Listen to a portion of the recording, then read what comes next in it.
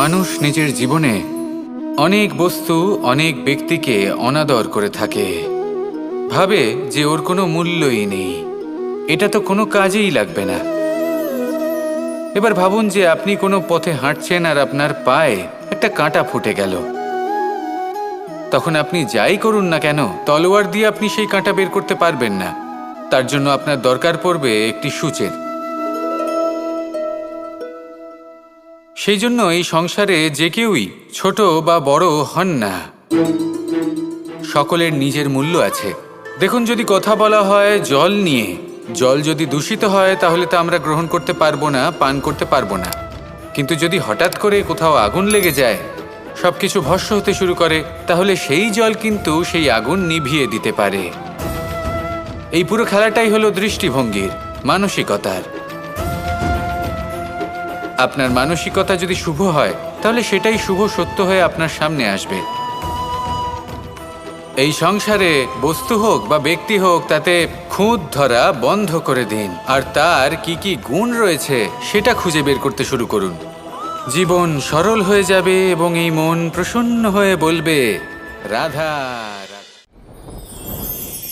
প্রত্যেক মানুষ নিজের জীবনে হীরক তথা হীরে এবং দর্পণ, এই দুই দেখেছেন।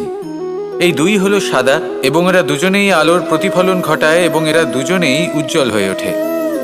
আপনি হয়তো মনে মনে ভাবছেন যে এটা কি ধরনের তুলনা করছি।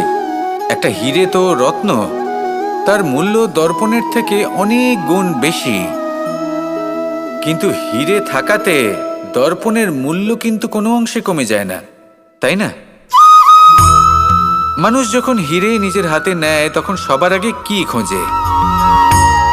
দর্পণ, যাতে তার মধ্যে দিয়ে দেখে সে বুঝতে পারে যে সেই হীরে আদৌ তার শোভাবর্ধন করছে কিনা, তাকে ভালো দেখাচ্ছে কিনা, প্রসাধনের জন্য সেটা ব্যবহার করা ঠিক হবে কিনা।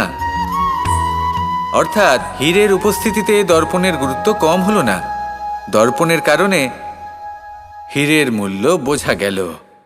আমাদের জীবনেও ঠিক এরকমই ঘটে। আপনারা যদি সংসারে নিজের আশেপাশে দেখেন, এমন অনেক মানুষ দেখতে পাবেন যারা নিজেদের ক্ষেত্রে মহান স্থানে পৌঁছেছেন, নিপুণ এবং শ্রেষ্ঠ হয়েছেন। আর তাদের মধ্যে আপনার নিজের মনে হয় যেন আপনি হলেন দর্পণ। নিজেকে ছোট মনে করবেন না। আপনার মূল্য কম হচ্ছে না, আপনার নিজস্ব মূল্য আছে। আর যদি আপনার অস্তিত্ব না থাকে তাহলে ওনাদের অস্তিত্বের মূল্য সংসার বুঝতেই পারবে না। জীবনে সবসময় চেষ্টা করবেন যাতে আপনি আরো বেশি শ্রেষ্ঠ হয়ে উঠতে পারেন। আপনি নিজে যে স্থানে আছেন সেটাকে ছোট মনে করবেন না, তারও নিজস্ব একটা মূল্য আছে। যদি আপনি হীরে হয়ে থাকেন তাহলে অহংকার করবেন না, যদি আপনি দর্পণ হয়ে থাকেন তাহলে নিজেকে ছোট মনে করবেন না। আসুন আর আমার সাথে ভালোবেসে বলুন, রাধা রাধা। এই সংসারের একটা নিয়ম আছে, বা বলতে পারেন লোকে তাই বলে, যে শক্তিশালী হয় সে শক্তিহীনকে নত করে দেয়। এমনটাই হয়, তাই না? আবশ্যক নয়, কখনো কখনো এমনও হয় একজন অসমর্থ ব্যক্তি সমর্থ ব্যক্তিকে নত করে দেন। এটা সম্ভব, এও হতে পারে। আর এটা তখন হতে পারে যখন তার মধ্যে ভালোবাসার শক্তি থাকে। ভালোবাসার শক্তি এই সংসারে সবথেকে বড় শক্তি হয়। এই ভালোবাসার শক্তি দ্বারাই নির্ধন সুদামা আমাকে দিয়ে নিজের পা ধুইয়ে নিল, কিছু না বলেই, কিছু না চেয়েই। এই কর্মের আধার ছিল শুধুমাত্র ভালোবাসা। খুব শক্তিশালী হয় এই ভালোবাসা। ভালোবাসার শক্তি দ্বারাই আপনি হিমালয় পর্বতকে নত করতে পারেন, তাহলে কি অসম্ভব হতে পারে? এই ভালোবাসার শক্তির সঞ্চার করুন আর এই ভালোবাসার সাথেই বলুন, রাধা রাধা। অনেকদিন আগে একটা ব্যক্তি ছিল, নদীর ধারে তার একটা ক্ষেত ছিল, খুব সুন্দর একটা ক্ষেত। পরিশ্রম করে সেখানে সে ফসল উৎপাদন করলো। একদিন বন্যা হলো আর সমস্ত ফসল বয়ে নিয়ে গেল। প্রতি বছর বন্যা হতো আর বারবার ওর ফসল বয়ে নিয়ে যেত। সে ব্যক্তি খুব দুঃখী হয়ে পড়ল। সে ভাবল, কেন বারবার আমার সাথে এরকম হয়?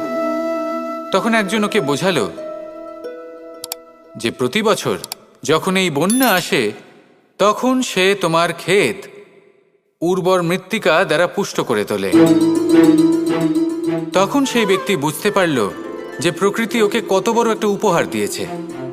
প্রতি বছর বন্যা শেষ হওয়ার পরে সে ফসল উৎপাদন করত এবং তাতে 10 গুণ বেশি ফসল হতো। এই সংসারে যতক্ষণ না বৃষ্টির ফোঁটা মাটিতে পড়ছে, ফসল কিভাবে উৎপন্ন হবে? যতক্ষণ না এই সোনা তীব্র আগুনে উত্তপ্ত হচ্ছে, ততক্ষণ সে কুন্দন কি করে হয়ে উঠবে? সেইভাবেই যতক্ষণ না আপনি সমস্যার সম্মুখীন হচ্ছেন, জীবনে সামনে এগোবেন কিভাবে? তাই বিপদ হোক বা সমস্যা, তার সম্মুখীন হন, আর তাও ইতিবাচক মনোভাব নিয়ে। দেখবেন অবশেষে আপনি বিকাশের পথে অগ্রসর হয়েছেন। আসুন আমার সাথে ভালোবেসে বলুন, রাধা। সব থেকে শক্তিশালী শব্দ হল নীরবতা এবং প্রসন্নতা। এই দুটি সব থেকে বেশি কঠিনও। এবার আপনি বলবেন, এতে কঠিনের কি আছে? না, ক্ষেত্র বিশেষে নিজে নীরব থাকা হলো অত্যন্ত কঠিন। আর তার থেকেও বেশি কঠিন হলো বিকট পরিস্থিতিতে নিজেকে প্রসন্ন রাখা। কিন্তু যদি আপনি এটা শিখে যান, তাহলে এই নীরবতাই আপনাকে জীবনে অনেক বড় বড় সমস্যার হাত থেকে বাঁচাবে।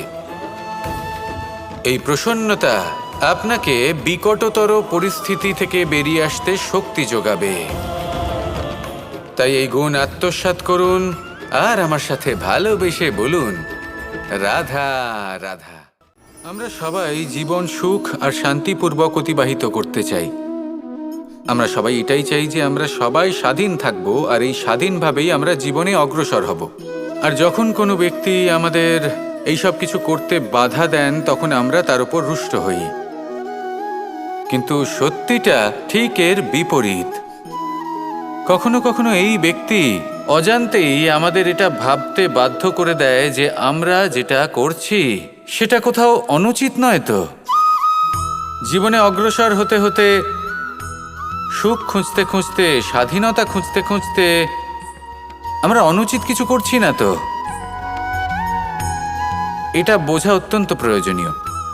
আর এটাই আমরা বুঝবো একটা উদাহরণ দ্বারা। কখনো কোনো উপবনে যাবেন আর গিয়ে ওখানকার মালিকে দেখবেন কি করে। কিছু সময় অন্তর ও ঘাস আর আগাছা কেটে পরিষ্কার করে। আর এরকমটা কেন করে? সে নিজেই তা রোপণ করে, নিজেই পরিশ্রম করে, আর তারপর নিজের পরিশ্রমকে কেটে ফেলার কি অর্থ হতে পারে? এরকমটা সে কেন করে? এরকম সে করে যাতে ঘাস এবং চারা সবাইকে নিয়ন্ত্রণে রাখতে পারে, আর সেই উপবনকে সে সুন্দর এবং মনোগ্রাহী করে রাখতে পারে। এটাই হলো ওর উদ্দেশ্য। এবার ভাবুন যে সেই ব্যক্তি আপনার জীবনে সেই কাজটাই করছে। আপনার জীবনে সে মালি হয়ে আসে, আর কোনো শুল্ক ছাড়াই আপনাকে সে আরো উত্তম ব্যক্তি করে তুলছে। তাই মনে মনে ওনার প্রতি কৃতজ্ঞ থাকুন আর আমার সাথে ভালোবেসে বলুন, রাধা রাধা।